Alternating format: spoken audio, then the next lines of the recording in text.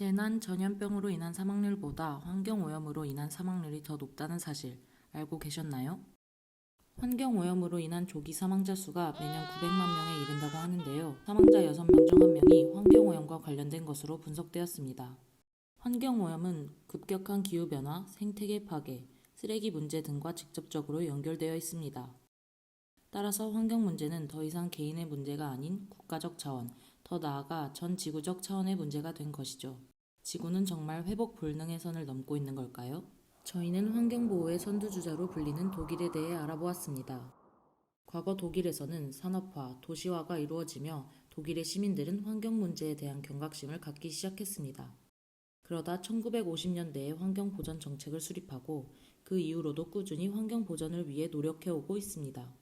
또한 환경보호에 있어 시민들이 일상생활 속에서도 적극적으로 참여할 수 있도록 합니다. 어릴 때부터 체계적인 생태 교육을 받을 수 있는 환경을 조성하는데요. 바로 지속가능 발전 교육입니다.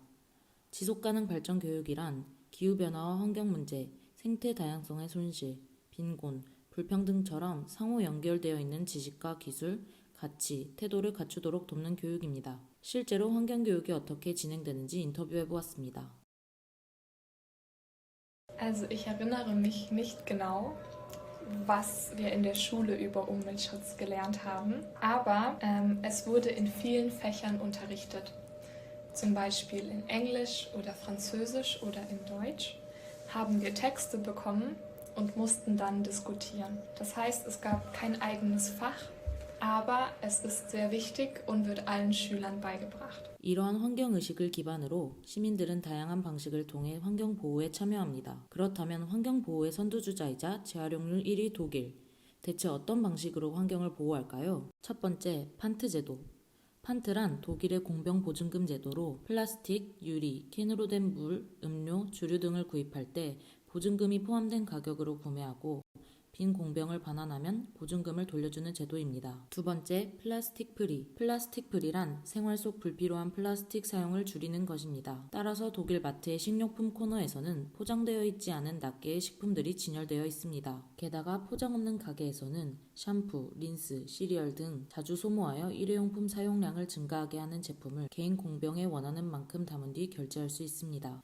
세 번째, 구유로 티켓 패스. 구유로 티켓 패스는 기후위기 극복과 경제적 어려움 속 시민들의 부담을 줄이기 위해 2022년 6월부터 8월까지 시행된 제도인데요. 한 달에 단돈 9유로만으로 독일의 버스, 지하철, 철도 등의 대중교통을 이용할 수 있습니다. 무려 5,200만 장이나 팔리며 대중교통 이용률이 크게 증가했고 한 달 동안 탄소 배출량이 60만 톤 감소되어 대기질이 6% 향상되었습니다. 네 번째, 분리수거. 2020년 독일은 재활용률 1위를 달성하였습니다. 어떻게 1위의 자리에 오를 수 있었을까요? Ich denke, Recycling war in Deutschland schon immer sehr wichtig. Also seit ich klein bin, haben wir immer recycelt. Also Papier getrennt, Plastik, Glas, Dosen, alles. Ja, es viel darauf geachtet. Und ich denke, es wird auch meistens kontrolliert, dass das Recycling gut funktioniert. Vielleicht ist das der Grund. 1위의 비결은 바로 꾸준한 노력 덕분이었습니다. 그 밖에도 환경오염을 촉진하는 일회용 기저귀의 사용량을 줄이고자 헝겊 기저귀를 사용하는 가정에 장려금을 지급합니다. 또한 탄소 중립을 실현하기 위한 기후보호 프로그램을 시행하기도 합니다. 현재 독일 시민은 어떤 정책에 주목하고 있을까요? Ich denke, es ist sehr wichtig, dass die Atomkraftwerke ausgestellt wurden. Deutschland hat, glaube ich, dieses Jahr das letzte Atomkraftwerk ausgeschaltet und ist damit auch eines der ersten Länder, die komplett auf Atomkraft verzichten. Ich denke, das ist ein wichtiger Schritt. Außerdem hat die Bundesregierung das Ziel gesetzt, Treibhausgase zu vermindern und weniger Ausstoß zu haben in den nächsten Jahren. Das finde ich auch sehr wichtig. 독일 정부는 환경보호 정책과 교육을 기반으로 시민들의 자발적 참여를 유도하여 환경보호의 토대를 마련합니다. 즉 정부와 시민 각자가 아닌 서로의 노력이 있었기에 좋은 결과를 이룬 것이죠. 관심만으로는 환경을 보호할 수 없습니다. 환경 위기를 극복하기 위해 노력하고 있는 지금 우리는 독일의 행보에 주목해야 할 때입니다. 이제는 제대로 된 실천과 노력으로 지구의 미래를 위한 첫걸음을 내딛어야 하지 않을까요?